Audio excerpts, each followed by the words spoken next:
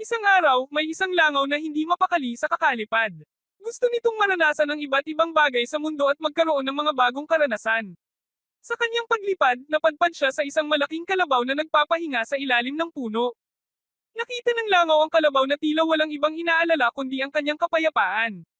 Naisip ng langaw na subukan tumuntong sa likod ng kalabaw para makita ang mundo mula sa itaas. Sa simula, nahirapan ang langaw dahil ang kalabaw ay napakalaki at mabigat.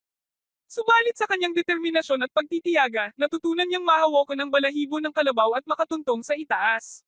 Sa paglipad ng langaw sa ibabaw ng kalabaw, nakita niya ang magandang tanawin at ramdam ang malamig na simoy ng hangin.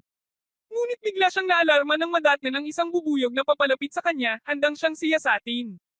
Sa takot na baka may sakay sa tiyan ng bubuyog, nagdesisyon ng langaw na bumaba sa lupa at maibalik ang kanyang katauhang maalamat.